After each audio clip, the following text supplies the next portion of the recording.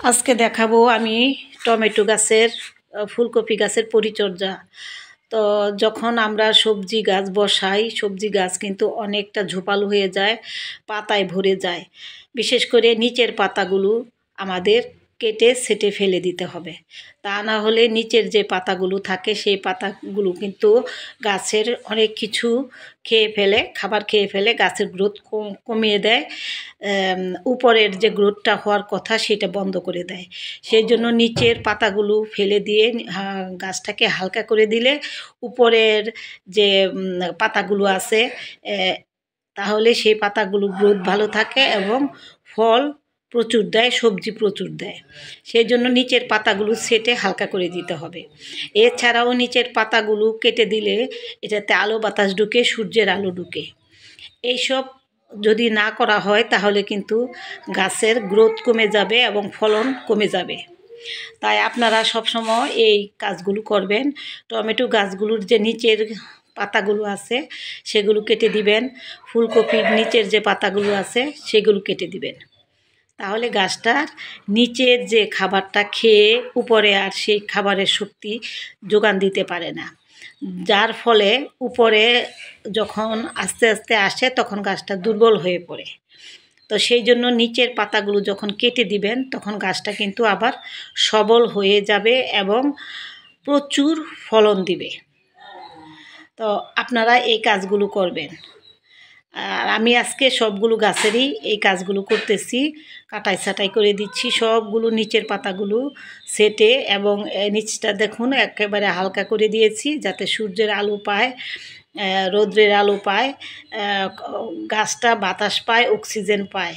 তো এইভাবে আপনারা এই কাজগুলো করবেন, দেখবেন প্রচুর ফলন দিবে। আর বিশেষ করে টমেটো গাছগুলোর ফলন আরও বেশি হবে। তো বিসমিল্লাহির রহমানির রহিম। আসসালামু আলাইকুম। সবুজের ছোঁয়া থেকে সবাইকে স্বাগত জানাচ্ছি। আপনারা কেমন আছেন? আশা করি ভালো আছেন। আমিও আল্লাহর রহমতে ভালো আছি। তো আমরা প্রত্যেকেই তো ছাদ বাগানে সবজি গাছ বসিয়েছি, তো কম বেশি সবাই বসিয়েছি। তো সবজি গাছের নিয়মই হলো যে নিচে যে পাতাগুলো হয় সেগুলো কাটাই ছাঁটাই করে ছেঁটে দিয়ে গাছটাকে হালকা করে দিবেন, তাহলে গাছটা গ্রোথ পায় এবং বড় হয় এবং ফল দিতে সক্ষম থাকে। আর নিচের পাতাগুলো সমস্ত খাবার এবং শক্তিগুলো নিয়ে নেয়, যার কারণে উপরে আসতে আসতে তখন তারা দুর্বল হয়ে পড়ে, তখন গাছগুলোর ফলনটা ভালো হয় না। সেই জন্য যেমন মরিচ গাছ, আপনার লাউ গাছ, সিম গাছ, বেগুন গাছ, এই সব প্রত্যেকটা গাছেরই নিয়ম নিচের পাতাগুলোকে ছেঁটে কাটা ছাঁটাই করে দিতে হয়, তাহলে গাছটা সুন্দরভাবে বেড়ে উঠতে পারে। তো আপনারা এইভাবে করবেন। আমি কিছুদিন আগে কিন্তু টমেটো গাছগুলোর এইভাবে কাটাই ছাঁটাই করে দিয়েছিলাম। এখন আবার অনেকগুলো পাতা হয়েছে, আবার কিছুটা কাটাই ছাঁটাই করে দিচ্ছি যাতে উপরের গাছটা গ্রোথটা ভালো পায় এবং গ্রোথ ভালো থাকে। আর নিচের পাতা বেশি থাকলে গাছের গ্রোথ কমে যায়। তো সেই জন্য আপনারাও এই কাজগুলো করবেন। আমি আজকে সকালবেলা এসে এই দেখলাম যে টমেটো গাছগুলো একেবারেই মানে ঝোপের মতো হয়ে গেছে। তো ওই গাছগুলোকে কিছুটা হালকা করে দিচ্ছি নিচের পাতাগুলো কেটে, তাহলে ফলনটা ভালো হবে। এখন ফুল চলে আসছে সব গাছেই, আলহামদুলিল্লাহ এইবার টমেটোর ফলন ভালো হবে। যেহেতু লাউয়ের ফলনও ভালো হচ্ছে, লাউ কিন্তু আমার ধরা শুরু হয়ে গেছে, অলরেডি 2টা লাউ খেয়েছি, এখন আরও অনেকগুলো লাউয়ের কড়া ধরেছে, এগুলো বড় হচ্ছে ইনশাল্লাহ, আস্তে আস্তে বড় হবে। তো আর বিশেষ করে লাউ, টমেটো এগুলো আমার ভালোই সবজিগুলো হচ্ছে। আর দ্বিতীয়ত ফুলকপিও মাশাআল্লাহ ফুল চলে এসেছে এবং আস্তে আস্তে বড় হচ্ছে। ইনশাল্লাহ এবার ফুলকপিও পাবো। শাক তো অলরেডি সারা বছরই পাই, ধনিয়া পাতা করেছিলাম এটাও পেয়েছি, পালং শাক পেয়েছি, তারপরে পেঁয়াজের কালি পেয়েছি, পেঁয়াজের কালিও বসিয়েছি। তো মোটামুটি এইবার সবজির প্রতি খুব বেশি নজর দিয়েছিলাম। যার কারণে এবার সবজির ফলনটা বেশ ভালো হয়েছে। আর শীতকালীন ফুল এবার আমি কিনি নাই, আমার যা ছিল আমার নিজস্ব সংগ্রহে সেইগুলোই আমার এবারে শীতের ফুল।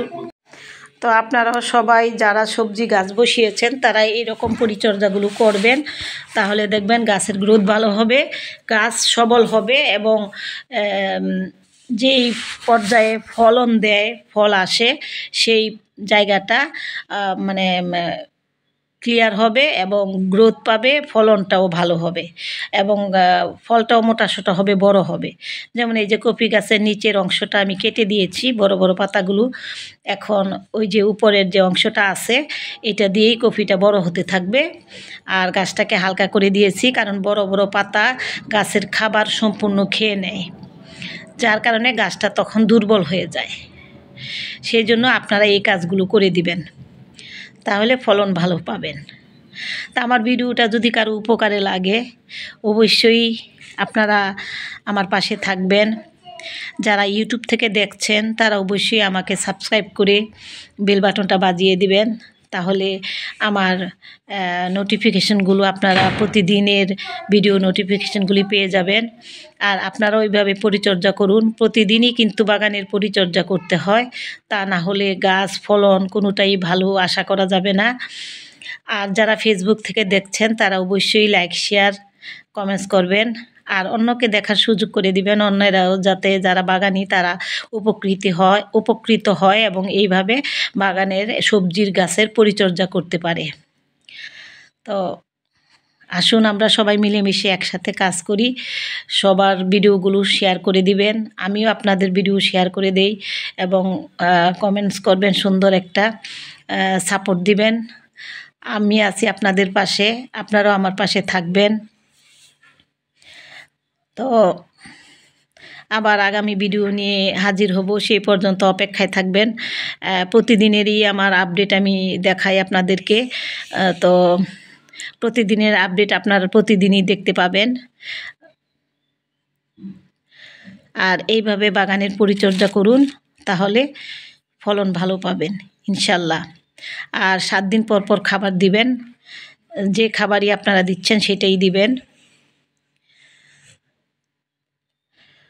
আর 2 দিন পর পর আমি পানি দেই। আর যেহেতু লিকুইড খাবার দিচ্ছি ওইটার সাথেই আমার পানির চাহিদা মিটে যায়। আজকে এই পর্যন্তই, ভালো থাকবেন, সুস্থ থাকবেন, সবুজের ছোঁয়ার পাশে থাকবেন। আল্লাহ হাফেজ।